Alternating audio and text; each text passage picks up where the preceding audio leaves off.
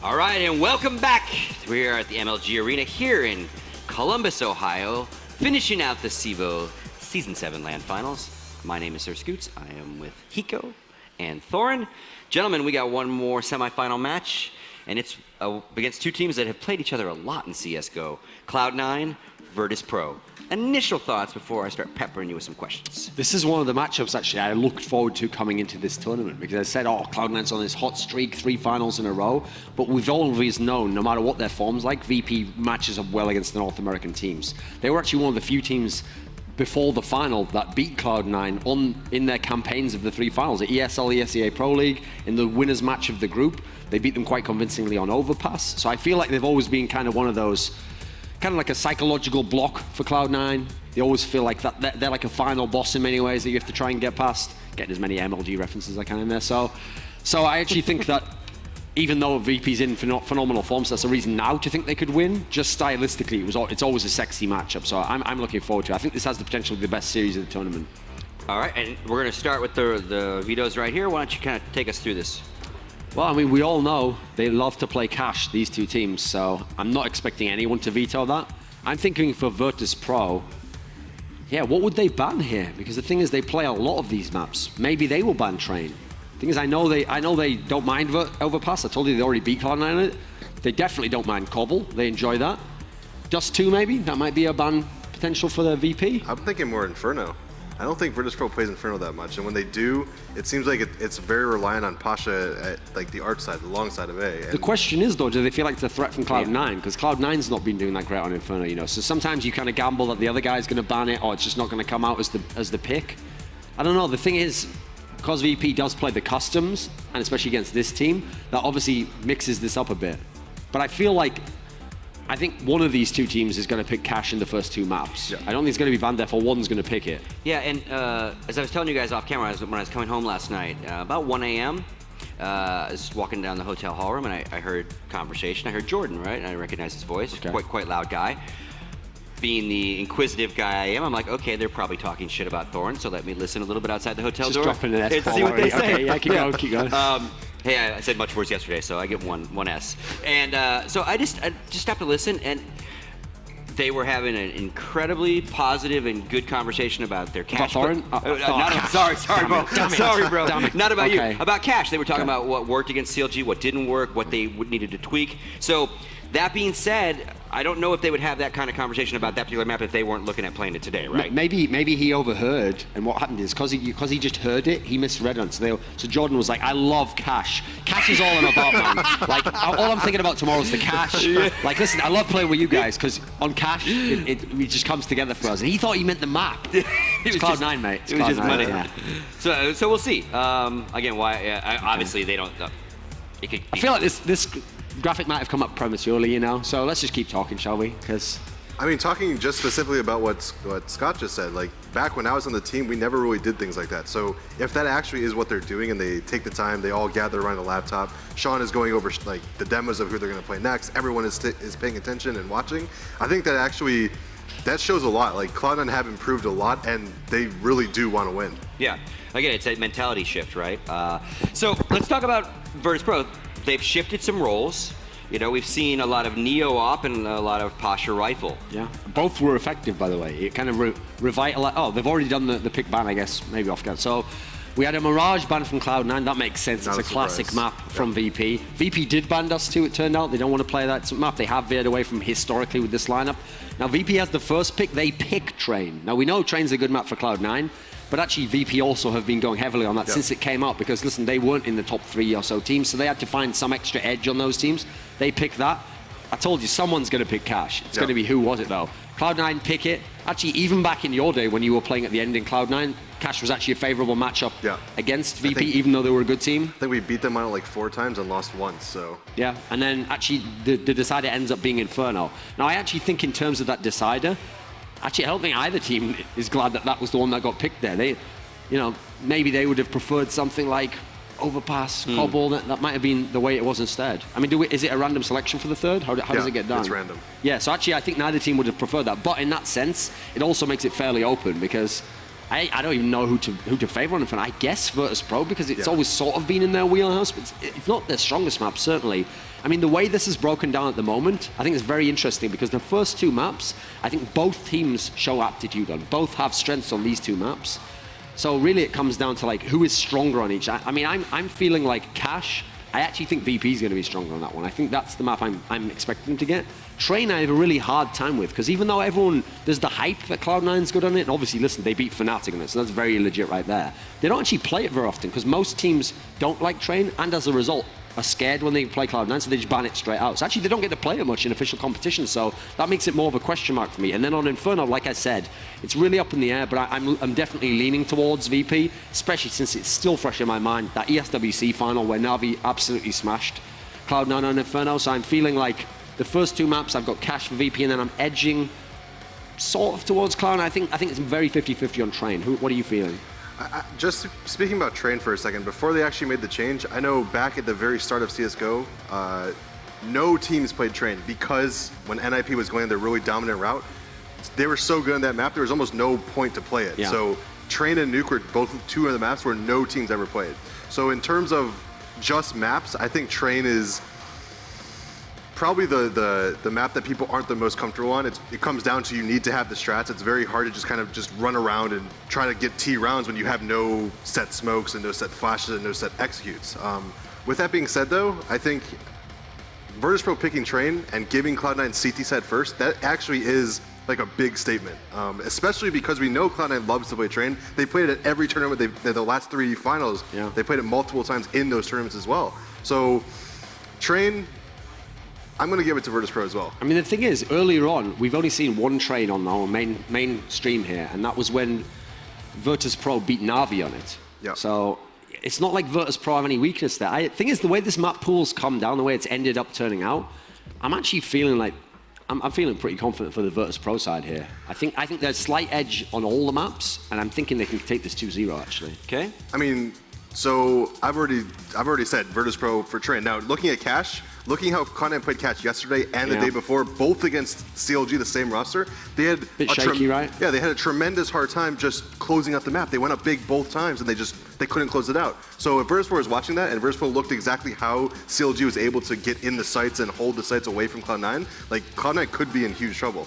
Now before when we woke up today and we were kind of going over what's going to be like, sounded like you were feeling Cloud9 though. You're still thinking they're going to take the series. Are you going to go for Cloud9 in this one? With these maps, I don't know if I can. Like, so that's the thing that changes everything, right? Yeah, like now that we see the maps, it's a hard decision because like the first map should go Virtus.Pro's way, and then if they did their proper research and they looked at all the demos from yesterday, like Cash should go their way as well. I can't count out Cloud9 completely though. Like they've came through some huge hurdles coming to like the finals of all the last tournaments. So how do you resolve this then? Who are you predicting? We're going to give it to the Americans. I can't go with you. I can't go on the Europeans. 2-1. So that's the thing. I just feel in terms of the matchup, they're all competitive. I felt like it should be 2-1 anyway, but the problem is since each map, I think VP has the edge on, I have to go 2-0. Plus, you know, I look out in the crowd here, there's all these Cloud9 jerseys. I see this hope in people's faces, this belief that America can rise. And I think I'm going to enjoy that psychic energy. It's going to feel warm inside. It's going to be delicious. I can't get some wait. security there won't for be you. as many Cloud9 jerseys for the final, guys. Like just Don't VP, worry about Na'Vi, just get ready. It'll be brilliant. Europeans facing us for all the American money. So yeah, hey, we've got Cloud9 here, the lineup for you. I'll run through it for one last time in the tournament, Scott. So we got in the top left-hand corner, one of the best streamers in the world. Very good player as well, Shroud. Better than you, Hiko, in both respects. So then we've got another good streamer, lovely personality, who's on the Joe Rogan Experience. Also sometimes shoots some headshots. Nothing but them. It's nothing. There we go. Lurker at the moment. Bottom left-hand corner, Sean Gares, the in-game leader. I think he's finally, now that he's got the tools and he's been able to get the results, he's kind of earning that mantle of like he is a mastermind type in-game leader, but in a different sense. I don't think he's the mastermind like he's got the notebook full of what he's going to do and he's got everything planned out. It's more like he has a sense of like what we're good at and he's going to try and configure, okay, what are we going to do reading the opponent? Like, okay, here's where they might be weak. Oh, we've got this that can match up with that. So when he's reading the game, he's very, very good in that sense. And actually, this is a team that, hey, you can do that against. They're not some mastermind team themselves. So he's going to have his chance against Virtus.Pro. If his reading game's on, he can give Cloud9 a good opportunity here. The man in the middle there, Freakazoid. He's got a big heart. He's got wide open eyes. He's ready for this game, Scott. He's the entry fragger. He's willing to go in there. He's willing to take those shots, much like he's taking shots right now. He's willing to lead the way for his team. They follow him up. They're all on it. So then we're in the bottom right-hand corner. We've got Skadoodle here, the man who God gifted with the golden arm, the sniping skills here. Are you all right, Hiko? It's the golden sniper of NA. Maybe the best NA player at the moment. Definitely one of the best players in the world. He's been a little bit quiet at this tournament, but you can never count him out. I think he's a big game player. And you put him number 2 upper behind Guardian in the world, right? I think at this point, he's getting into the sort of realm where just as a player, he's probably, him and Shroud are really, they might be top 10 already if I had to sit down and do a list. I think at least one of them probably would make it already. They're getting to that status, and it's obviously been a while since North America had someone of that status. I mean, it was a long time ago. It's like a year and a half ago. Hiko was pretty good back then. He was dominating people, you know. The game changed a lot. It evolved, you know. People got better. Europe rose up. Anyway, so there's the stats for them all, if you like that sort of thing. Yeah. Sean Gares, minus 30. It's a good point to make. When you look at this sort of a team, he's not going to be a fragger. In fact, usually when things go right, you're going to see Sean bottom of the scoreboard. But that's the whole point. He's got Skadoodle, he's got Shroud, he's got nothing sometimes to be a third guy there. I mean, when they first started their run, when they went to the final of ESL, ESEA, Freakazoid was suddenly actually fragging like crazy. He's leveled off since then. His job is mainly to open the sites up. It's to be kind of like a supportive player, but he's aggressive. So don't think supporters you have to be passive. He's just a piece in the machine, you know. Been corrected by production, even though it says down below stats from regular season and group stage, these are just stats from the weekend. Yeah. See if everyone. I mean, this is what you would normally expect from them. I mean, the biggest surprise here for me is actually Shroud's stats here. He's only +4. I mean, Skadoodle +30. Yeah, thinking of like the way that the rest of it's broken down, like minus 30 for Sean, minus for I would expect Shroud to be at sort of like a +40 at this point in time. That's where he's normally topping the scoreboards. He's the guy who you can bank on to get the 20 kills. He's going to rack up the easy frags. But hey, remember Cloud9 have lost 2 series. Someone had to have struggled. Maybe Shroud's the guy who hasn't been putting up the numbers like we normally expect. Also, we talked about how nothing is another lurker, and for him to have, you know, a 0 score is kind of surprising too. Like you'd expect both Jordan and Shroud to both have somewhat positive. Well, here's also another thing. Normally, when you think of Shroud, think of all the highlights in your mind. It's with a Colt. Yeah. Well, his best weapon, according to the stats here, is actually an AK. Normally, you think of Shroud, he's in a passive position. He's in the site with a 3 guys rush. He kills the first 2, or he kills the last 2. That's where he's doing his best work. I mean, it kind of speaks to some of the issues they've had. Obviously, on CT halves, they've had their issues. Like we were talking Cash before. They've had these crazy T halves, but then they couldn't hold a CT. Against Mouse Sports, they couldn't hold a CT. CT's actually been one of the bigger problems for Cloud9 in this tournament. Going over to currently, I think actually the oldest active lineup in terms of how long they've had this 5-man, because they obviously put it together in like late 2013, and it prevails now, a year and a half, closer to 2 years since. Top left-hand corner, another famous streamer, one of the world's most beloved fan favorite type players, Pasha, my friend, and he's well known as an AWPer. That's what's made him famous. But actually in this tournament, he's going back to the rifles. He always was known to have good rifles for an AWPer, and he's been doing a lot of work in this tournament. Top right-hand corner, we got Bialy, one of the newer players, him, Snacks. Those are the 2 that came in, like I mentioned, in late 2013. He's a really aggressive player. At one point in time was just one of the premier entry fraggers because he was so aggressive. He had that explosive aim. I think he's leveled off a bit from them, but he's still a good player. He's still up and down, but when he's on, that's when the plow mode gets activated there. Bottom left-hand corner, it's not that guy. That guy who's like, looks all Muscle Beach type guy. That's just actually a guy from CEVO/MLG. But it would have been, who was that, Neo, I think? I think it would have been Neo, one of those legendary 1.6 players of all time. You have to realize, for people who never watched CS 1.6, Neo in 1.6 is basically what OLFM is now. Just has every single type of talent, can AWP, can rifle, pistol, dangerous in every situation, switches positions, big game player, clutch, wins the clutches, opens the sights, could just do it all. He really was. I mean, his nickname Neo, he was like the one. He was like the one from the Matrix, you know. Then we've got Taz, one of the most popular players, one of the most charismatic individuals you'll ever meet in esports. He's a guy where, what's interesting is off camera, he's such a, on camera, out of the game, he's such a jokester. People think of, he's not serious. But actually in game, he's actually really serious. He's one of those guys who's like, he's got that fire, he's got that burning desire to win. I've always respected his heart in that sense. I think that's always one of the reasons why they've been so clutch. he has his problems in games sometimes. What's weird is he tends to do bad on average, but then he'll just explode for one big game. He'll have one map where you're like, oh, I remember how good that guy was. And again, in 1.6, he was actually the second star to Neo. He was the guy who was kind of like the sidekick, who that pairing is what helped them win all those majors in 1.6. Then the final guy, again, he's not at his seat at the moment, but it's Snacks. When he came into this team, he was a revelation. Because as I've just mentioned, Neo and Taz were the stars in 1.6, but we quickly learned in CSGO they weren't the stars anymore. They needed some other firepower, so they got these young guns. They got Bialy, explosive entry flagger, and then they got Snacks. And Snacks, what a revelation he was when he came into the team, because just this uncanny sense for where opponents are going to be on the map, how to play make. He just makes moves where, I mean, he's one of the first people I ever saw in CSGO who was amazing at doing that thing where you get behind someone and you could get the first kill, but you kind of calculate, like, should I get the kill now or should I wait for the second guy to come and then I've got 2 kills guaranteed?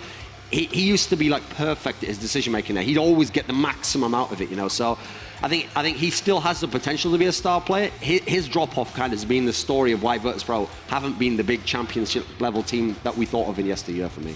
And you have first-hand experience playing against this roster several times when you were on Cloud9. What are your thoughts on these guys?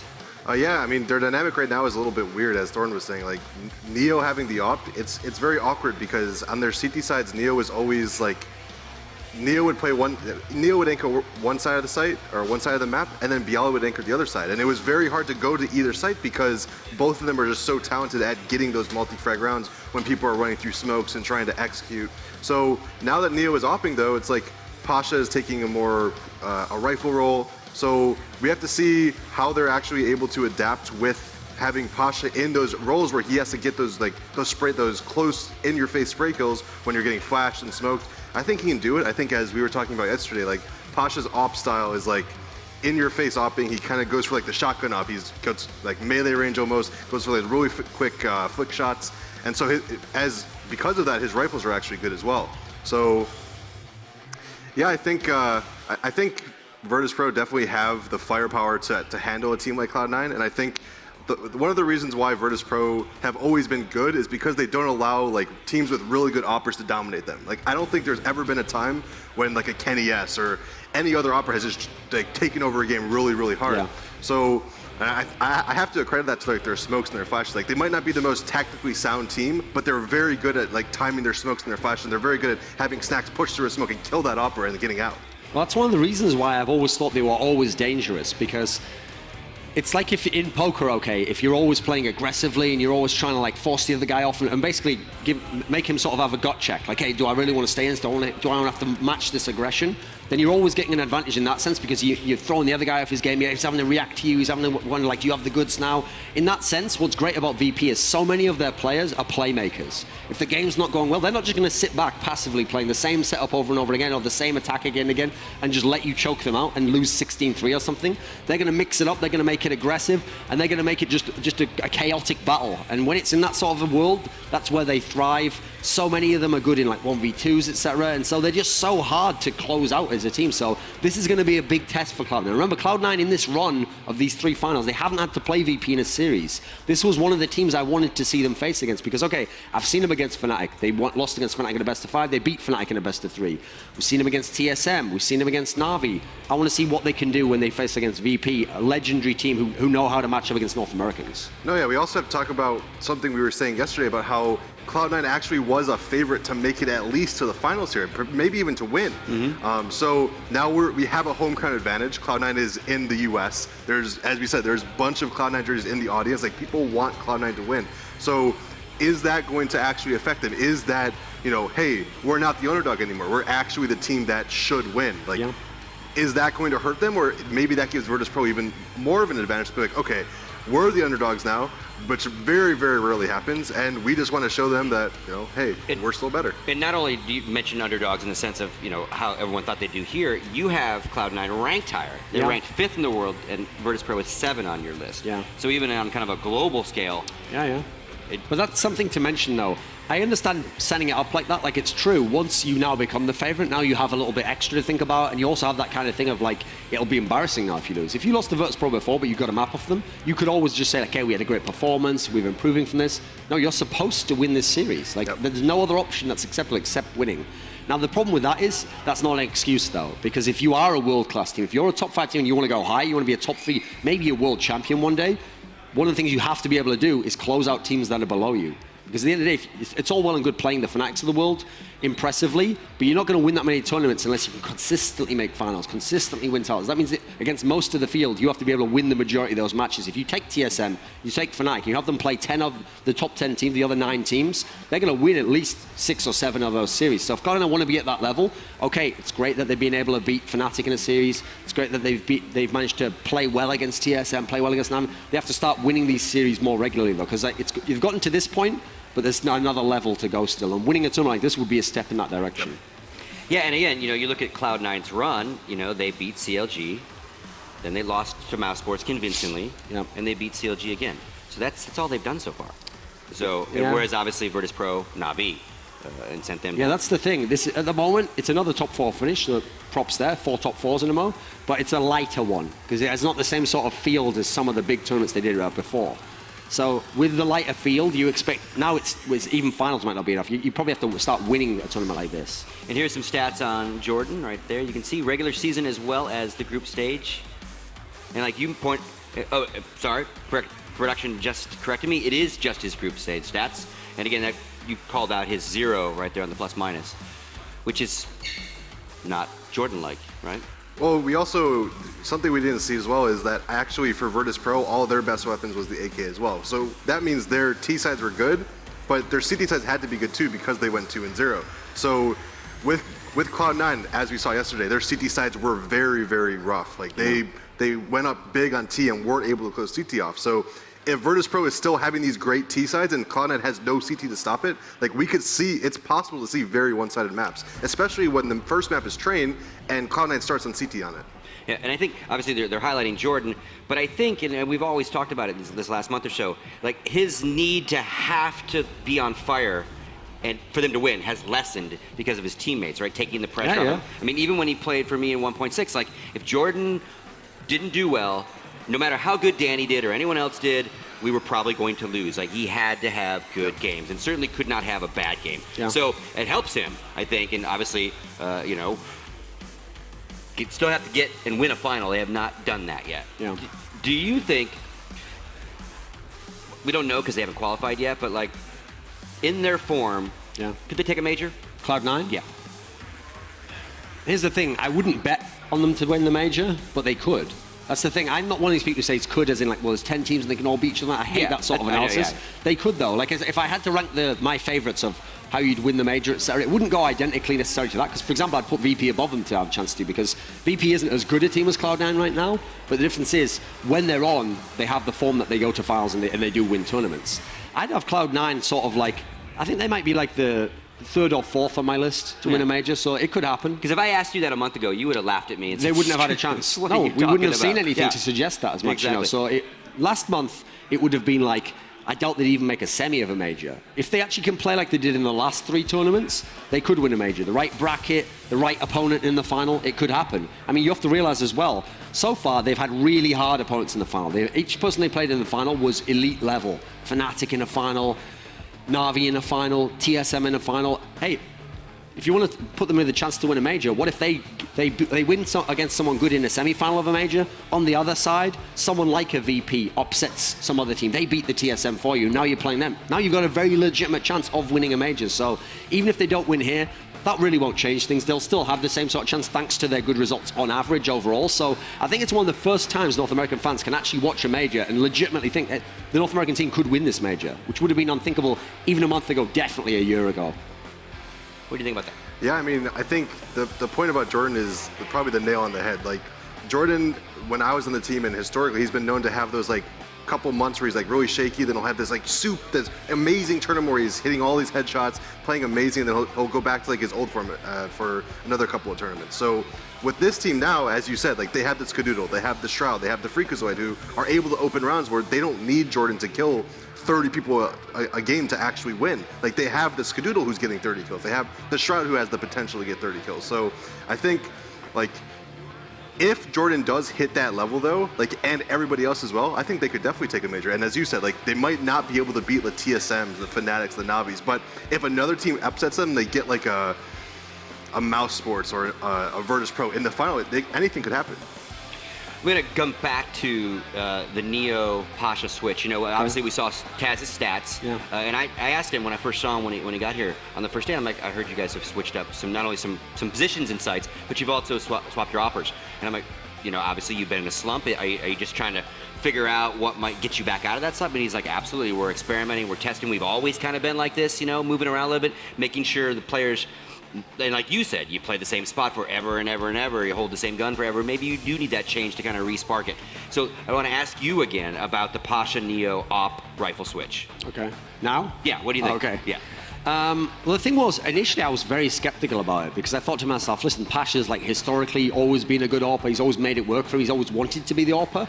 But it was the fact that both sides actually ended up working. So Neo, I remember on the Overpass game they had against Na'Vi, he was actually playing really well. It was working great. I think actually was it actually Na'Vi they played that? I can't remember. I might remember the first game. So in that particular game though, T side it was working, which is what was impressive. CT, a lot of people can hold a spot and you kill the first two guys, but they managed to integrate it into the tactical approach. So that was impressive, and he was top fragging there, so great game. And then also Pasha with the rifles, it did seem to shake him out of his slump a little bit. So as long as it can continue like that, that's okay. The problem is, this is going to be a test right now, because if you put Neo on an AWP, and if he's going to do it on T side, and he's going to try and pick a Skadoodle CT side AWP, now I'm going to have to say right now it's not going to work. That's not going to be a good approach. Assuming we're just talking straight up battle here, he's not like trading when the other guy jumps over. I don't think that will work. So Neo can maybe show me something different there. Maybe he's got another level to the AWP, I don't know, but I wouldn't bet on it right now. It's going to be very hard to play against that Skadoodle AWP. So I actually imagine they would probably go to a more 5-rifle play here. One of the great things about Virtus.Pro, we kind of touched on it already, they're so good on terrorist sides, that's where they shine. So when I think of them as a team, the bully style they have, it often is the 5 rifles, you know. It's often just getting in your face, especially a map like Cache where you can put down the smoke so you can quickly cover in on the CTs. I think that's a better approach. I think if Neo tries to be the dedicated AWPer, listen, against the other teams it's been working. You don't really want to do that against, in theory, the Guardians of the world and the Skittles of the way. You got away with it against Guardian before, that was Guardian slumping a little bit. I don't think that's going to work twice when you're talking about this level of AWPer personally. Okay, so one more time, remind us of your predictions, and then for the team you chose, what is their keys to victory over the enemy? So I have Virtus.Pro 2-0, not because I don't think Cloud9 can win a map. I actually think on every single map Cloud9 has a chance, but just when I look in isolation at each map, I have to favor Virtus.Pro by a little or a lot. So on Train, a little bit, Cache, a reasonable amount, and then on Inferno, yeah, a little bit for that again. So I'm thinking Virtus.Pro 2-0. I think keys for victory for them, strong T sides. I think if they play well on the T sides, Bialy's aggressive, I think they have the pieces to beat Cloud9 right now. I also think there's a little bit of a psychological thing going on there, even from the past of Cloud9, where these guys always somehow find a way against us. They were always one of our nemesis, you know. So I think that's the main setting for them. It doesn't have to be anything extravagant. We already know Virtus.Pro. We know them when they're at the best, when they're at the worst. I think a normal, above-average Virtus.Pro type performance can do this 2-0, thanks to the map pool primarily as well. I'm going to disagree. I'm going to go with Cloud9 2-1. I think, as you said, the maps are close. That might be favored for Virtus.Pro a little bit. But I think for Cloud9 to win, it's not going to rely on Skadoodle. It's going to rely on the Shroud, the Jordan, and the Freakazoid. Like, as we just said, on Virtus.Pro's T sides, they have a very, very good way of boxing out uppers. Like, you want to opt this spot, we're going to molly you, we're going to smoke you, we're going to flash you, we're going to get in your face. You might get that one kill, but we're going to definitely trade, which is not like a lot of the other teams that Cloud9 have already played. The CLG, we saw them just walking the Skadoodles off. Virtus.Pro is not going to do that. So if Jordan, if Shroud, if Freakazoid step up their game and they're able to get all these kills, you know, as they're trying to rush Skadoodle, I can see Cloud9 taking at least. I would say Virtus.Pro probably would take Train, and then Cloud9 take the other two. The thing is, because Cloud9 haven't really been getting a whole lot on their CG sides and against some lesser teams, I think a condition for Cloud9 to win is Freakazoid has to be huge in this series, because they need, the thing is, they're going up against a really good T-side team, they need to match that. That's like the main priority there. Forget the CTs, because you can get rounds against Virtus.Pro when they're on CT. You've got to match their terrorist side dominance. So Freakazoid's going to be a huge part of that, because when they're really good, that's when he has the 15, 16 T-side kills. If he has a really poor game, like I think he did against Mouse Sports, that's when potentially they're going to flag a bit, and Virtus.Pro, it's very rare that they're bad on T-side. I'm not going to give a prediction, as I never do. Okay. Well, I can already sense in your heart, Scoots. You can just see I'll that. also be feeding some of that psychic energy off you. You'll remind yourself how much you get paid. You'll plaster that fake smile on. Welcome to the final, Virtus.Pro versus Na'Vi, going live in 1. Yeah, see, a little Scoots impression there. No, I learned my lesson at that first DreamHack when I waved the North American flag far too much. Yeah, I know there's no North American flag. Shut up at home. But yeah, I mean, yeah, for some reason MLG wouldn't allow me to wear that Confederate flag suit that I had made up. Listen, I paid a lot at a custom tailor for that, you know. But you just sent it to Bruno, right? He's going to wear it in the Dota tournament, the international. Wouldn't that be good? I don't know what game that is, man. I only follow CSGO. Oh, I don't follow trash tier babby MOBA games. Yeah. I just play man's FPS. Next week you'll go back to League of Legends. We'll forget all about you for a couple months. Then you might come back and we might accept you again. I don't know.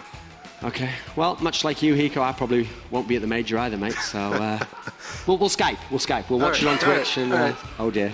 The teams are almost ready, That's folks. worse Don't than worry. F1 You're not missing any action yet. We'll watch on something. Just banter. Just banter. Lots of banter. Harmless banter.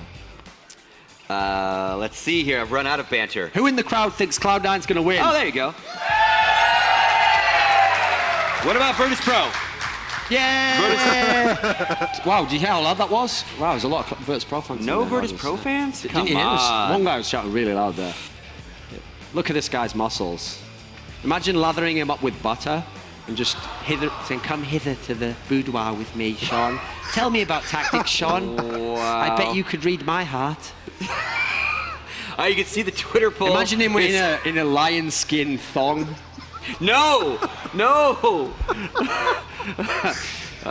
Some things you can't even Okay. unthink. Virtus.Pro and Cloud9, you can see the hashtags. MLG, CEVO, land. Oh, Duncan. Okay. And again, obviously, a lot of people want Cloud9 to win. Big fan favorite, rightfully so. Got a lot of followers. Look at the size of the beard on that guy in the background. That's out of control, mate. What are you doing right now? Are you Amish or something? What is this? Too many can't hear I thought you. they weren't allowed to use modern technology. All right, before I get us all fired, we're going to take a quick break. A couple computer issues happening right now. Right. When we come back, it's it for us. So we'll see you after the end of this first map. When we come back, it will be Misled and Henry G bringing you Map 1, Train, Virtus.Pro versus Cloud9. See you then.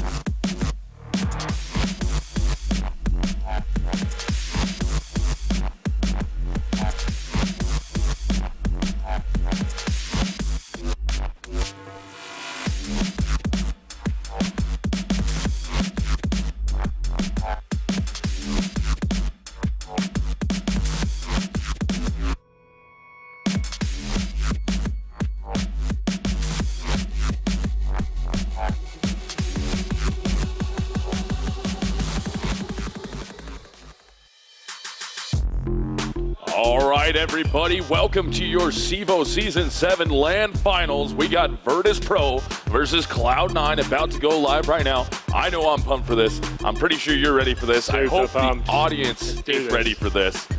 Anybody out there ready for this? Can we get some noise out of you guys? Come on, get amped up for this.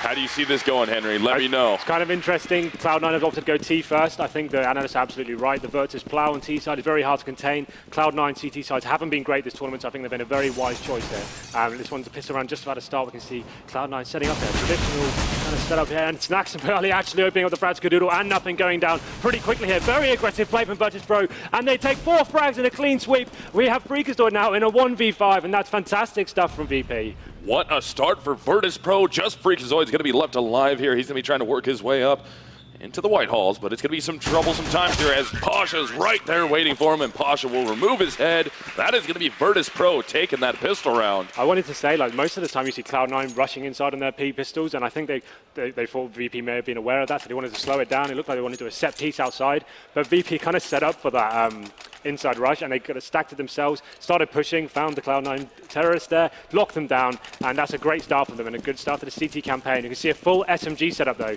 Interesting buy here. You can see Cloud9 haven't actually opted for a full buy here. Only Freakazoid going for the Tech 9 and armor here. Those nades are going to go directly out in the middle. That number 9 man of Sean Garris is going to get absolutely lit up right there. Low HP. Mayali will be able to pick him up and continue to push. Now, the plow is going full steam here. We're going to have Pasha over there to Ivy. Can he pick up Freakazoid right off the bat? Got to grab him. Neo's also able to get himself a 3K to shut the round down, and Virtus.Pro will hold on in the first anti-eco. Yeah, money management's been difficult for Cloud9 this event, I feel. They got themselves into a lot of difficult situations. I think it's a good idea. Don't force out the armor every single time. They want to get their AWP on Skadoodle. We know how important he's going to be, especially on a map like Train. It's just whether a VP allow him to find some sort of movement here. Full eco now. This is going to be almost a throwaway round. There's absolutely nothing bought apart from a smoke from Sean. That's suggested as trying to get the bomb down here. Like, they're probably going to go inside, smoke down lower ramp, do anything they can, challenge everyone, with one guy just gets that bomb down. Well, we do have Taz there contest, initially able to take down Freakazoid. Here comes the rest of Cloud9. Snacks will grab one on the pushing Shroud. There goes Sean Garris. Skadoodle is down also. It's just nothing. Makes his way into that smoke. He's just hanging out right now. They finally spot him out, and Taz will pick him up. And one thing I wanted to touch on, Henry, Taz got that 4K right there, but we aren't seeing the Cloud9 force that we saw the other day. Well, absolutely. Well, we can only assess what happens in this gun run, I think. Yeah. You can see so many SMGs being kept here for VP. Interesting decision. They may have to do a very aggressive round again. We saw them push inside, trying to get the information early on, locking down any sort of rush that was coming. Pasha and Taz, P90s, Snacks on a MP9 as well. What is the plan going to be here? Train's a very long-range map. You have to make sure you're going to be locking down any sort of smoke tactics they've got, any sort of crossfires coming down. But Skadoodle takes down Bialy. Taz answers back with a P90 kill of himself, and frags is being exchanged all over the map. It's a 3-on-3 situation. Neo taking down nothing. As I say, that Shroud takes down Snacks with a grenade. All of a sudden, Cloud9 take the advantage. Oh Neo my goodness. answers back with the AWP on the Skadoodle. Wow, so now we're worked into a 2-on-2 here. Pasha and Neo versus Shroud and Freakazoid. Good trades were going out right there, all pretty much in favor of Virtus.Pro for the time being, until right at the end there, Cloud9 was able to even that thing back up. They're going to be able to grab the bomb here, try and work around. It looks like we already have one trying to work those stairs. Freakazoid will be the player grabbing the bomb, but him and Shroud have to try and work somewhere, as Neo's going to be outside. Same with his teammate Pasha. They're both out there waiting. Here comes the fast rotate coming back in through the Z connector. That's going to be Neo going to the inside bomb site, and what a good read on this. If he's able to pick this up, he's going to smoke down lower ramp, pull the op out and look up top, and he's going to get the first shot onto Freakazoid. One more left. Can he take down Shroud? Shroud's trying to get the gunfight. That grenade's going to come in, do only 2 damage somehow to Shroud, but the Molotov is going to push Shroud around. He's not going to be able to get that easy bomb plan off here, so he's got to try and play the angle. Neo is going to come around the side, and Neo will hit the shot, and gun round will go in favor of Virtus.Pro. Yeah, we've been talking about Neo picking up the AWP this event, and for me, he's been very consistent. That's another 4 frags for him on the first gun round, one of the most important rounds of the actual game, and that's going to be quite annoying for a Cloud9 round. They got $4,000 across the board. They're going to have to force up AKs here if they want to buy it, or they could decide to try and get the AWP out. I'd suggest to them getting the AKs here, go for a set piece outside, trying to get the bomb down again and get the momentum back in their favor. Definitely. Round 5 is about to start here. Virtus.Pro, they're going to be up 4-0 over Cloud9. Cloud9 going to be back onto that buy, though. They got AKs in their hands here. They got head armor across the board, and we do have some utility. Not a lot. They've only got 1 smoke to play with. They're going to have to be working picks here as well, so we can see nothing there in the main entrance. But the bomb going towards Ivy, they're going to have to try and work some sort of pick here with nothing to play with in terms of utility. It's very difficult to make this map work for you, especially to get a bomb down. So now, slow play coming from Cloud9, not getting too aggressive off this. They're really trying to slow this down, pick apart what Virtus.Pro is going to be able to do here. But Virtus.Pro doing the same thing, just playing standard spots, 3 outside, 2 towards inside. One's going to be a fast rotator. They're kind of heavy on the inside bomb side at the moment, but that guy will be the fast rotator through the connector if he needs to be outside, as Cloud9 is looking like they're going to be gearing up towards the outside bomb site. 3 towards Ivy. One is going to be near the ladder rim. The other one's going to be right into mid. They're going to try and make some kind of pinch here, but I mean, Virtus.Pro being very patient, not pushing at all, Henry. Yeah, this is excellent stuff, and you can see Cloud9 don't really know what to do. They're getting locked out by the smokes. The time is ticking away. They need to make a move right now. Freakazoid, their entry man, he's low HP already. Another smoke going down as well. This is almost impossible for Cloud9 now. They need to push through at this moment. There's going to be not enough time. Once the smoke goes down, they have almost 20 seconds left to get the bomb, and there's just not a lot going on. Pasha actually getting close to that smoke. It's going to be very interesting. Next 10 seconds. Oh god, the utility usage is brilliant from VP right now. Oh, does he make it through the smoke? He is able to make it into the smoke. Skadoodle's right there. Can he get the shot? He's full blind from his own flash. Skadoodle will take him down, but Bialy is able to pick up 2. Same with Snacks. Actually, Snacks only got 1 there. That is going to turn this into a 4-on-2. Skadoodle and Sean Garrett's left alive here. Bomb will rotate back away from Ivy and try and go into the White Halls and meet up with Sean Garrett's. They don't have time to go anywhere, so they just need to get together, recycle any weapons that they may drop, and hold on for the next round. Yeah, it's just a perfect read from VP. They knew they were trying to work the picks. They utilized their smoke grenades at Ivy so well. Do you see the clock getting run down to like 30 seconds? Then a Molotov got dropped on them as well. They were forced to run through. No frags being made. That's what we're talking about with the force buy there of the AKs. It was pretty questionable. We know they're going to need utility, the wall of smokes, to do anything, to get a bomb down, in fact. They didn't even get a chance to get a frag. So difficult times for Cloud9 now. 5 rounds in a row for VP. They're in a very strong position. Neo is doing very well with the AWP. And now they are going to force back. Again, very little utility. They've got 3 smokes there. Could force a plant. You can see most of the players heading towards the inside bomb site now. So whether we'll see a fast inside execute was yet to be seen. Let's see how it goes down. Well, they're going to run directly into Neo right off the bat. He actually misses his first op shot, but he's still going to try and gear up and get ready, and that will pull the rotate. So playing a lot more standard now. 1 player inside the B bomb site. 1 will be the fast rotate out of connector from the A side of things. And now they're going to put the 2-man stack into this B bomb site. Shroud's actually going to take a ton of damage right there. Neo brings him all the way down to 3 HP, but doesn't collect the frag. And another strat now where Cloud9 looked like they wanted to get aggressive and go fast, and they've been stunted. Well, as we say that though, Sean actually opens the kill onto Bialy, and this is the first time they've actually had an advantage. And the next one's going to be very important. Shroud there, very low HP. Taz is hungry for blood. He will take Shroud down, and now it's a 4-on-4. Cloud9 opting to go to the outside bomb side. They've got an absolute war to get taken down, and it's going to be 2-on-4 now. Skadoodle actually the last man remaining. And again, this has just looked almost impossible for Cloud9. They're not doing enough to actually get into these bomb sites. They're waiting around, getting pushed, being forced into positions. They actually managed to get the opening frag this round, so a step in the right direction, but the economy management's been very difficult for them. We normally see this on their CT side. They struggle to get going, but on the T side, you should be able to have full economy pretty early on in the game. But now we can see them actually opting for tech lines here. They haven't gone for the armor as well. They know they need full buys. Skadoodle needs the AWP. They need the Molotov to flush out CTs, and they need to start getting the bomb down and actually forcing those post-plant situations. We're going to be into round 7 now. Virtus.Pro is going to be perfect so far, 6-0 over Cloud9. Cloud9 struggling, trying to figure out what they need to make happen here on Train. And this is one of the maps that we see Cloud9 usually do pretty well on, at least in North America in their games. They play it very well. They've been playing it quite a bit, and they haven't put it together yet. We're still early into this. It's only round 7, but they have to be able to try and get into situations where they can actually worry about post-play. They just seem a little bit lost right now. This round is almost a throwaway round. They haven't got much player. We can see Sean has got the smoke. It's what we were talking about before. The bomb is actually down towards T-spawn though, so even if these guys get into the inside bomb site, I'm not really sure what the plan's going to be. They're going for a kill. It's going to get mowed down by the looks of things. No bombs actually speak, but I guess it looks like Freakazoid is going to try and run back and plant outside, but they've actually just left the bomb T-spawn, so I couldn't tell you what their plan was there. Interesting stuff nonetheless.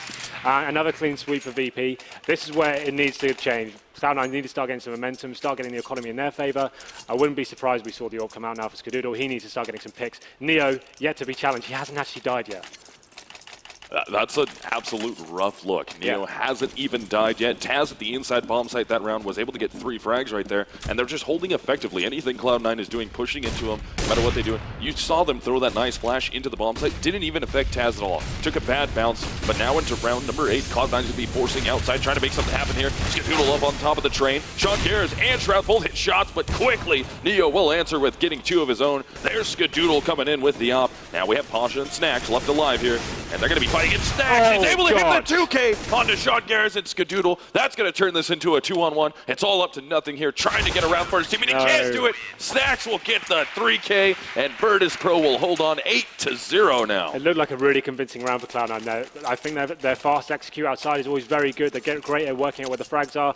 They got themselves in an advantageous position, but all of a sudden, out of nowhere, Snacks comes in, takes 3 of them down, and that was phenomenal stuff from him. An insult to injury for Cloud9. Again, in this difficult economic situation, they can buy this. It should be a pretty decent buy. Skadoodle, again, though, can't get the orb. What are they going to do? Match has actually been paused.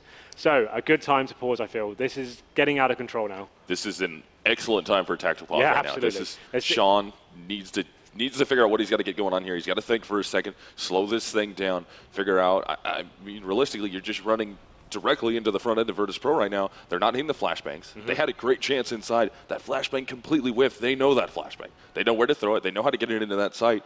They're not using their smokes right, and they're just not hitting the shots. He's got to slow this down and get them working. I think what they were doing before with the pit game, that was working, but they had such little utility to play with. It was very difficult to even approach the bomb site.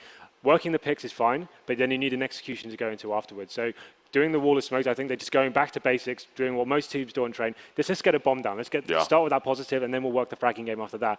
I like what they did with the main execute, with the very fast one. Unfortunately, Snacks just went absolutely huge, very difficult for them to come back.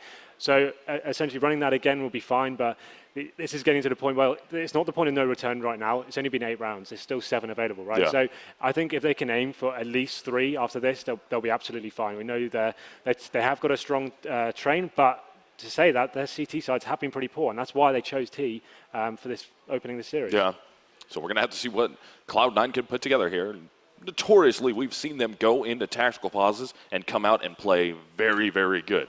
I expect to see the same thing happen here. Let's see if Cloud9 can put it together after that pause against Virtus.Pro. Finally get themselves on the board here. And, man, Virtus.Pro, I was about to combine that with Plow, playing very effective right now. These guys are shooting really well, making smart decisions. Here comes a push by Pasha. He's actually going to push Ivy. He's able to take down nothing right off the bat. So whatever they talked about is getting blown apart. Snacks is able to get 2. Neo finally goes down outside, but they have the outside bomb site on lock at the moment, and that is going to shut it down. Pasha able to get himself the 3K, and the Plow is going. We saw him going absolutely wild on train yesterday, and he's continuing that trend today. The thing about a tactical pause is as soon as you take one, the other team get that time to talk as well, and they know you're going to try doing something a little bit different. VP played that perfectly, pushing Ivy, catching them off guard, broke down the tactics straight away, and they got the opening frags. Pasha with another 3-man, and that's going to put VP on 9-0. And an eco now for Cloud9, and one more round, 10-0. You've got to ask yourself, do they have what it takes to get back into this one? It's looking tougher and tougher as these rounds go on here, Henry. But again, it looks like we're going to have Cloud9 trying to figure out somewhere they can go. They're going a little bit faster towards the inside. Haven't fully committed to it yet. They're just kind of hanging out above the halls there. Molotov's going to go down, and Taz has held this inside bomb site really well. That first play on Pop Dog, he just shut it down. 3 players right into the end of his M4. He defines how to play the inside bomb site. He mixes a hybrid of aggression and passive play like he is doing now. It's very difficult to read. And you can see the guys here, they have got a smoke grenade again. I would believe they would do 1 down lower ramp, potentially 1 out the upper ramp as well, just to kind of get themselves out onto the bomb site, looking for a plant here. If they win a round, it'll be an absolute miracle, but they're just trying to balance the money again, get a bomb down, and potentially get a couple of frags. It's all going to come down to that man Taz there, whether he can hold off the defense. Yeah, and at this point, if Cloud9 can just get 1 round in their favor and start building off that, get some momentum going here, that would be gigantic for them. And it looks like they're going to start getting ready to execute out, but oh man, Neo was completely ready for Freakazoid up top, going to throw that grenade in there. Oh, it took a bad bounce, but the Molotov comes in behind it anyways. They're able to get into bomb site, kind of. Taz gets one, Snacks is in there, Neo grabs it, and here comes the rotate from Pasha, and Virtus.Pro is playing like absolute animals right now. Yeah, the Virtus Plow, I think, is turned into a monster truck right now. It's going absolutely crazy. We normally see them do this sort of domination on their T sides. It's very rare for them to actually get these sort of score lines on the CT side, but Neo stepping up to the plate on the all ping, like 12 for 2 right now after 10 rounds. Very consistent and great stuff from him. We can see the AWP coming up for Skadoodle now, but you can see the fragging board. Freakazoid hasn't actually got a kill this half. Like, he's the entry man. If your entry man's got 0 kills after 10 rounds, what's going on? Like, he needs to start fragging. The guys need to start working that fast strat again. I think that's what he got out more, but here we go then. Going into round number 11. Do Cloud9 have a response? Oh man, I love the positioning from Pasha right now into this round 11. Look at how far he's up there. He's ready for this angle to get played. He played it once before. They got Bialy behind him. Gonna get a little aggressive. They're gonna throw that smoke down. He's gonna be able to play that smoke so effectively here. And Cloud9 opting to go with 2 towards Ivy, 1 towards mid, 2 towards the B Halls area. And now the Ivy players are actually falling off back towards mid right now. So whatever they were trying to go for at Ivy, they weren't liking what they were seeing with that smoke grenade there. They're just going to continue to work back into the White Halls right now. Try and meet back up with their teammate with the bomb, and they will be able to meet up. Bialy's going to allow Pasha to actually rotate back, and it looks like Cloud9 is going to try and turn this into an inner hit, and now they're going in that direction. Bomb and everyone is linking up here, but inside bomb site again, Taz is going to be there, Neo is going to be there, and they haven't been able to take it yet. No, absolutely. It's going to be very important next frag. You see the utility again from VP, locking down those key areas. The choke point on upper ramp has been smoked off. Time's ticking away now. Cloud9 has decided, are we going to run through the smoke, or are we going to try and take the clock down to the absolute minimum? 28 seconds now. How is this one going to pan out? They have to go inside. There's not enough time to rotate now. All 5 players over towards the bomb site, and this looks like they're coming out now. Freakazoid into the game with a fantastic shot onto Neo. Taz replies as well, and now we're into a 4-on-4 situation. Time is ticking away though. That's what you wanted to see right there, Henry. Freakazoid able to blow this up. Can he get the ace? He's looking for the final play. That's going to be Bialy. Almost gets the ace, but Bialy will hero that and not allow Freakazoid to get that ace, but Bialy's going to be into that 1 versus 2 now. Skadoodle and nothing left alive here, trying to work his way and not allow Cloud9 to be able to get this round. It would be their first round on the board. If they can collect this, and Skadoodle will secure it, but Freakazoid steps in there. He didn't have a frag yet, comes up gigantic, gets himself the 4K. So being on Slayer the whole game, going into the 11th round, and we're talking about him being the entry man, and that is how you enter a bomb site. 4 frags, getting the bomb down, Skadoodle finishing it off in a 1v1, but there should be enough now to get some momentum on their side. The confidence should be back now. I would like to see them do the fast outside strat now. They know they got out before, and now they're fragging. Perhaps this is the time to actually execute that one again.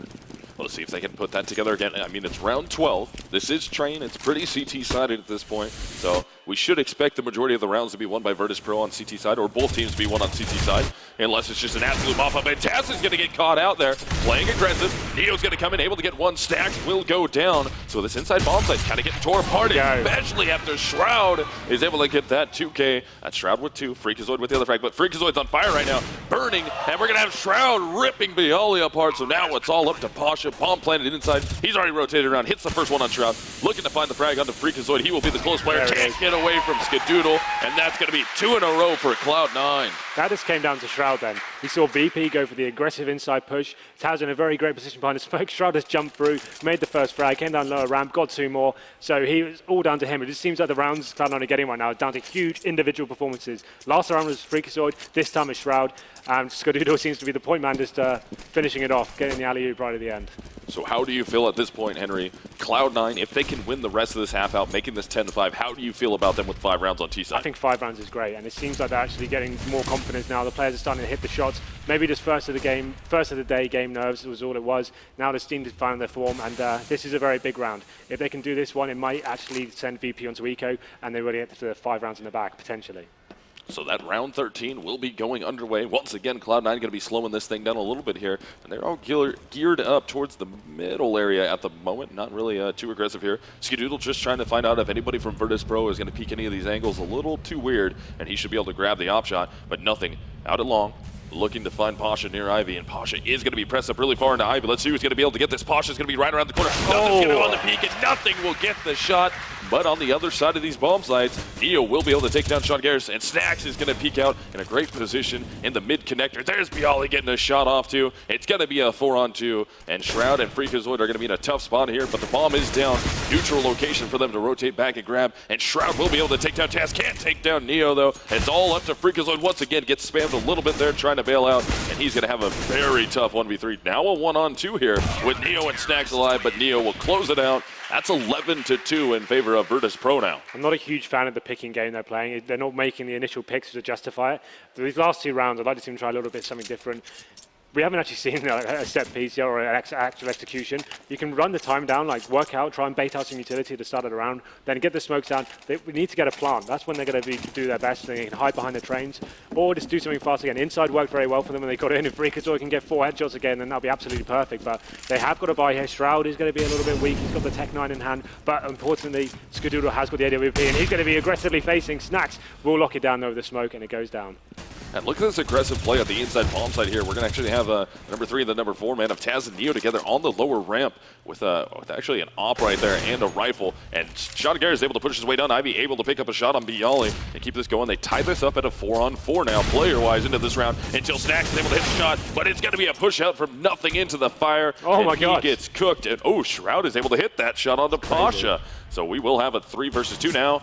Now we're going to have a 3 versus 1 with only Shroud left alive here, trying to get the ladder shot off. Can't get anything done off the top of the ladder, but he's still trying to fight either way, and Snacks will pick him up at the end of that. That's going to make it 12-2 Virtus.Pro. The very best of CSGO being demonstrated there. It started off with a jumping Tech9 headshot from Shroud, and then going up the ladder and not even being able to die, gone God mode, but there we go. 12-2 now in favor of VP. A very difficult last round for Cloud9. You can see there's got Tech9s coming down. There is an AK on Freakazoid. They're trying to scrape together all the money they've got. They're going, importantly though, they've got the smokes down. This is the point they probably just want to do the outside smokes and get a bomb down with the Tech9s. They can just get it out there, cause some sort of craziness and a little bit of panic. That would be good. But 4 Tech9s and an AK around. Oh my God, what's going on there? Goodness. That's what Freakazoid needs to be doing here, but Neo is going to answer. Same with Snacks, but Freakazoid did get that 2K. He's going to continue to push, though. He might get spammed down right there. Nade's going to come in. That's going to do a lot of damage. There goes Shroud. So now all we have left alive is Freakazoid, low on HP, and he goes down. Started off the round so extremely strong with the 2K and just couldn't pull it back together. As I was saying before, that the only rounds they actually won there came down to huge individual performances. The rest of the rounds, unfortunately, they look a little bit lost. Just looking at the scoreboard here, like the bomb only went down once. Yeah. So like if you're not planting the bomb more than once on a map like D-Drain, when it's almost a very guaranteed plant if you execute the tactics properly, it's kind of interesting. But just to look at the scoreboard there, we saw Freakazoid actually go into the 11th round with 0 kills. He actually ended up almost top fragging for his team. So that's an awakening from him. He got those huge 4 frags here. I think that'll be in a lot of frag moves to come. There's amazing stuff from him. Unfortunately, they're only able to get 2 rounds there, but it's not going to be enough, is it? If they lose his pistol now, they're out of the game. But their CT sides have been very weak this tournament. They've been especially weak against. We saw them against CLG on Cash. They couldn't even close out their game after winning 13-2 the first half. So how I see this one going down is this VP are going to not even win the pistol, but it will be quite an easy finish for them. Yeah, and I mean, if you saw the ADR there between, I believe it was Neo and Snacks, both of them were up over 135 ADR. Yeah. They were going absolutely nuts. Taz on that inside bomb site playing very effective. And it's just, Virtus.Pro looks completely at home here on Train. Absolutely. And Cloud9 is struggling on it. Well, here we go then. The pistol is underway. It'll be interesting to see what VP offer here. They've got so much to play with. They can just opt to go for a full-on rush here. They don't need to be too tactical. But they have got 2 smokes in hand, though. So something a little slower, perhaps. So if you have 2 smokes in hand, you don't really want to rush. You want to execute those properly. But Pasha, Taz, and Neo will be the armor players here. And the bomb, it looks like it's going towards the inside bomb. So actually, Neo going straight down the pop dog room. It looks like an outside split coming in.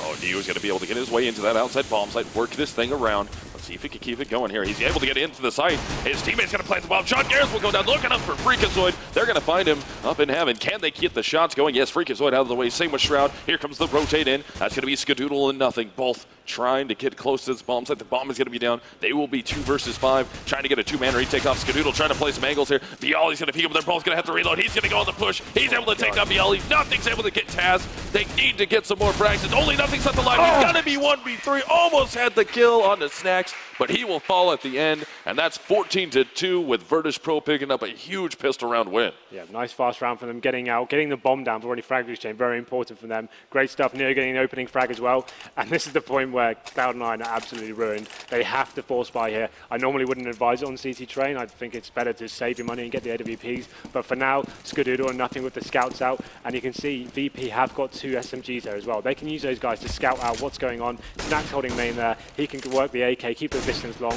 but ultimately this should be quite an easy round for VP if they play it correctly. Pasha actually taking quite a lot of damage there, and all of a sudden it's Snacks as well. The scouts doing some tremendous work. Oh, but in favor of Virtus.Pro will be the initial frags. They're able to take down Skadoodle. 1 scout out of the way, but they're still going to have nothing with the scout of his own, avoiding those grenades and Molotovs for the time being. Goes down to 50 HP. He's still trying to work this, though. Can he get some more damage off? Trying to find some shots. Shroud will be able to pick up a frag onto Pasha. Snacks down to 9 HP. Neo down to 29. Shroud is still outside there, trying to get another one with that 5-7. Here comes the rotate in. That's going to be Sean Garrett with the CC75, able to take down Snacks. They really want to get this eco off here and try and turn this around, but Bialy's going to push up. Same with Neo. They get the frags. It's all up to Taz now to try and get on top of Sean Garrett, as Sean Garrett will be the last man left. He will be Bialy, Taz goes down. So now Sean Garrett is in a 1v2 with very low opponents. Unbelievable. I think he can do this.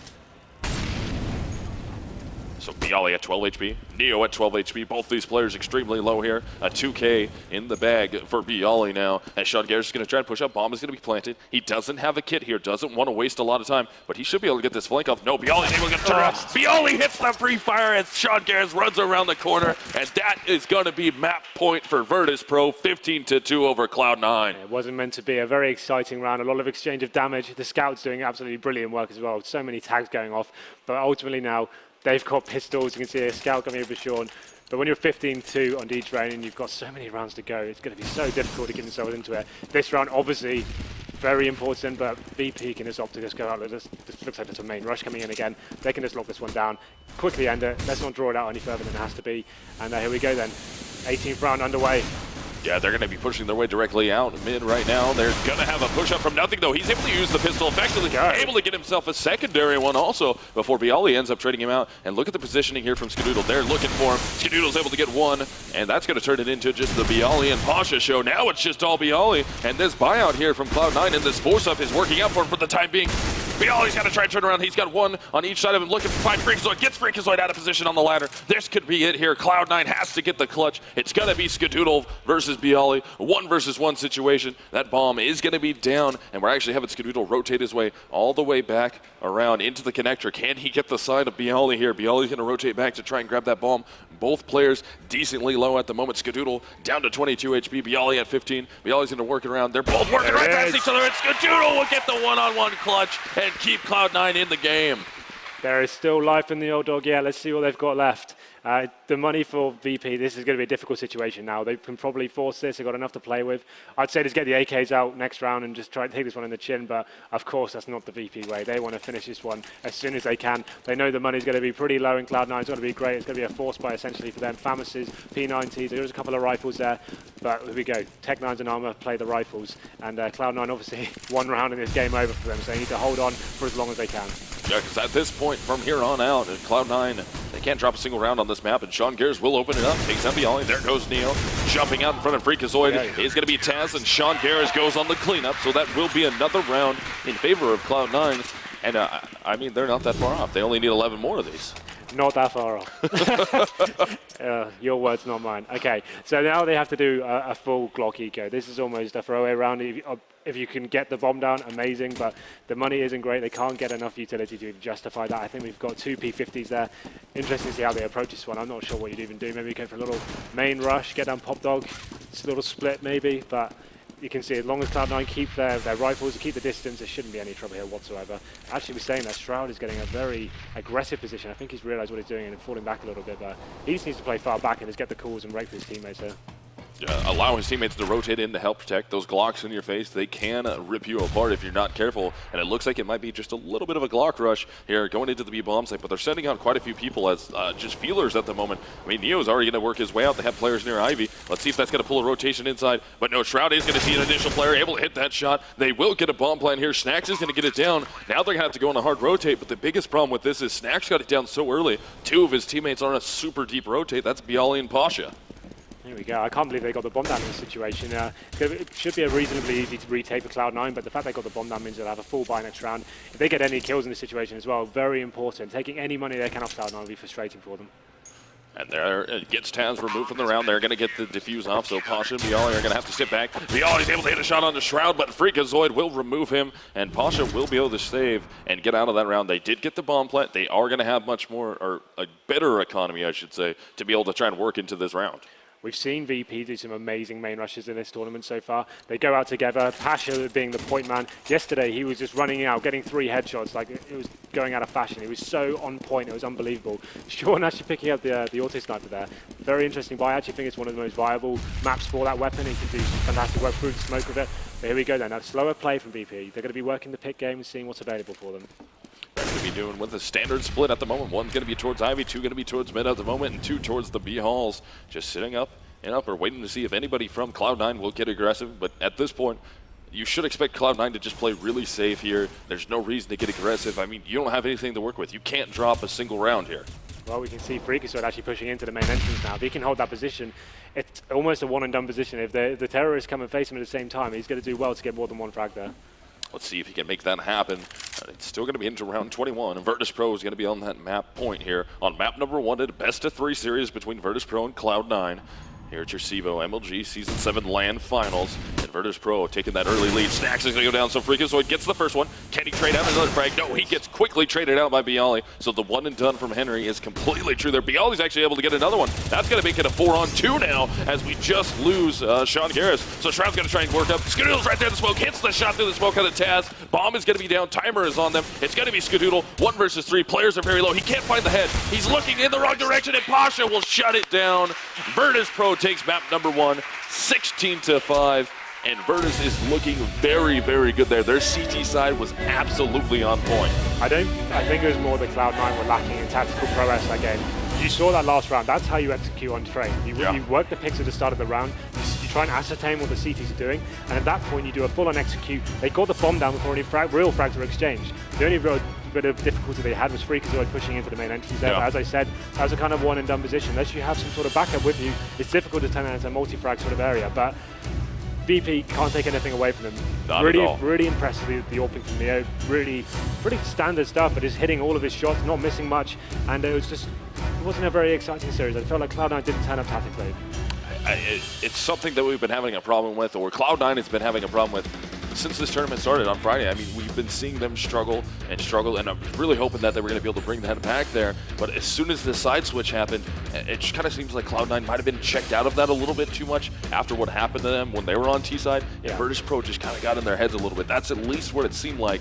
They could just never get over that slump. So as I said before, the 2 rounds they won was just when Freakazoid went absolutely ham. 4 frags on the inside bomb site. The second round they won was when Shroud, again, pushing through smoke. He got 3 frags. There was never a moment where it came down to a really important clutch or anything like that. It was just guys going absolutely huge. The tactical effort from them wasn't there for me. I wasn't very impressed with their approach to that. They relied too heavily on the picks. They were trying to see what was going on, but where they had screwed their money over at the start of the game, they just didn't have enough utility to play with, unfortunately. But very good start from VP. Going into Cash now, they're going to be the favoured side after watching that kind of form. We've seen Cloud9 play this map against CLG so far, and they win the first half 13-2, and they found it very difficult to close on their CT side. So they need to kind of step it up now and work out what the problems were there, get the comms working, start working out how to approach this tactically. But yeah, I think we're going to throw it down to the analyst desk. So guys, could you break that apart from us?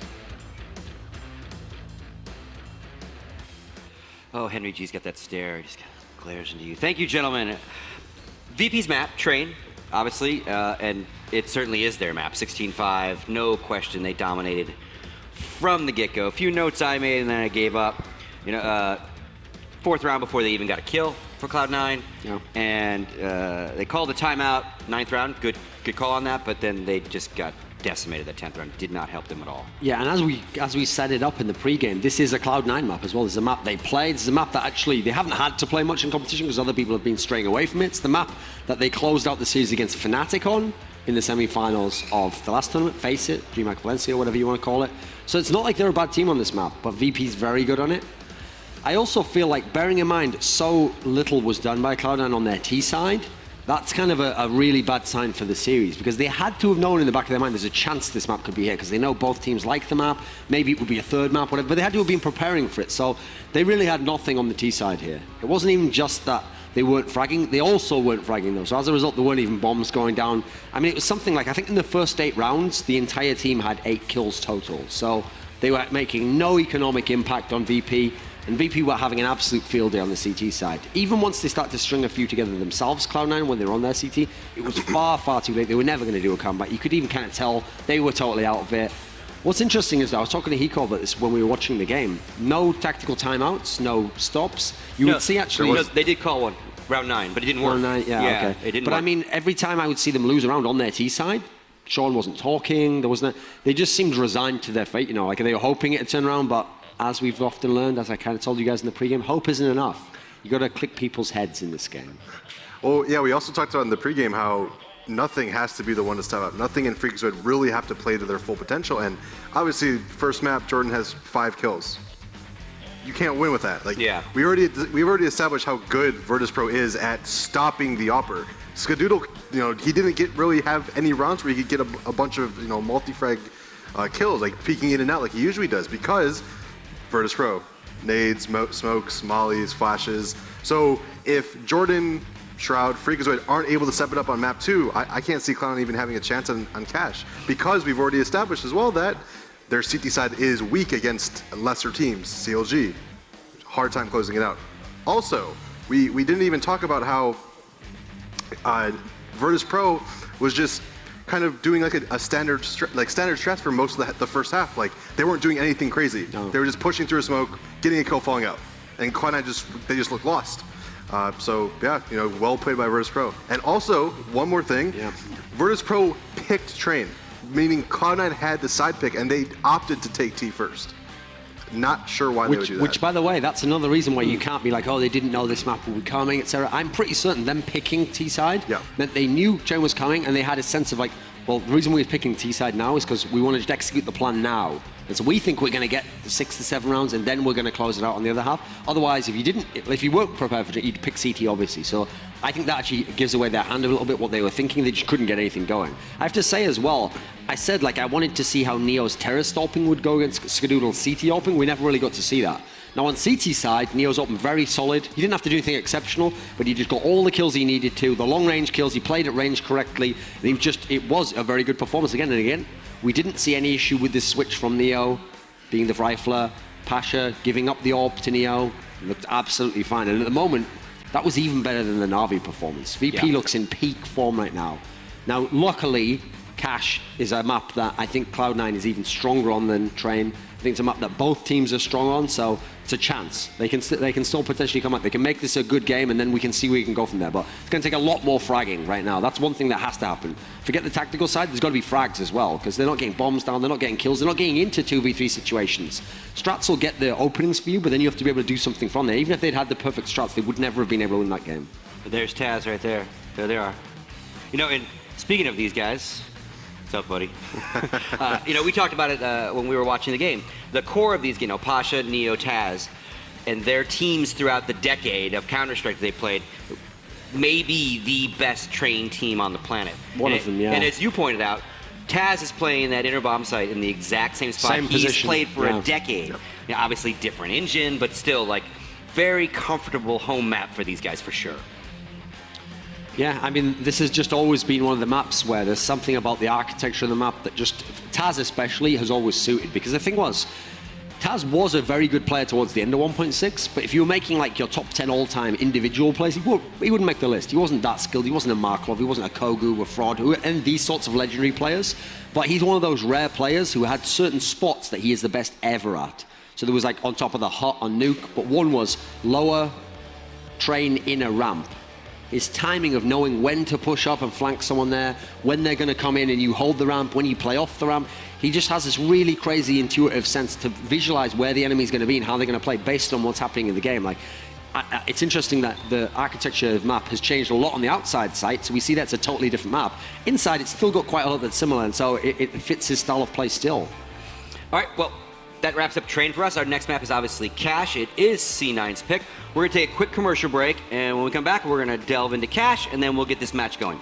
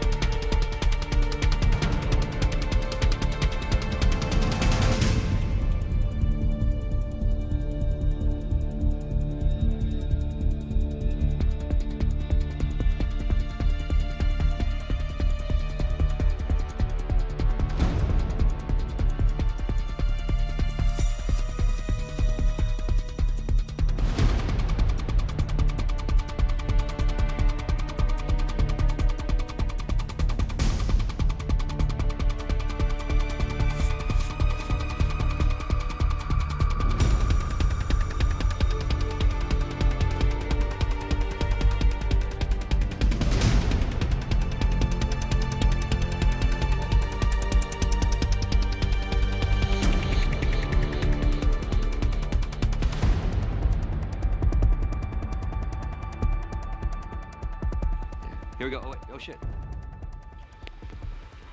All right, folks. Welcome back to the MLG Arena. I'm Sir Scoots, joined by Hiko and Thorin. I'm not going to say we're halfway through, Thorin. We don't know if we're halfway through. You corrected me last time I did that. Going into We game are halfway 2. through, guys. So. No, we are not. I don't even mean to set you up, but I set you up. Cash. Cloud9's map. Apparently they love it, remember? They were talking to They you. love it. They when you had walked past. late night romantic strat session going on They're in all their about room. cash. All about Yeah. the cash. And again, they've played it already several times against CLG while they're here. Let's start with you. Your initial thoughts on the map. You just remind everyone you have picked Cloud9 2-1 That's to correct. win, so you gave Virtus.Pro train. So Plus, remember, part of the reason he actually left the team, not enough cash. not enough cash. If they'd have focused more on the cash, he'd probably still be in the team right now. True? Yeah, for sure. but in yeah. reality, it was all a mirage. It's awkward. I have nothing to say about that. Anyway, cash. Always been a Cloud9 home map. They've always been good on it. Yeah. Virtus Sorry, Pro. bro. Sorry, he's just dusting off his terrible Oh, nice. wordplay there. I'm going to take you to the train yard soon. Yeah, train your thought. Okay, cash. Cloud9 historically good on cash. They always like playing it. They pick it at almost every tournament. Virtus.Pro, on the other hand, also picks it a lot. Historically, we see Cloud9 playing Virtus.Pro on cash, probably the most out of any other map. I think the last time they played it, Gfinity, I think. I think so. I think they played cash as well. So both teams are very, very. They know the map very well. Obviously, you said Cloud9 last night. We're going over cash a lot. You expect them to know exactly what Virtus.Pro does. Virtus.Pro know exactly how Cloud9 plays, and I think, on cash specifically, even more so than probably any other map.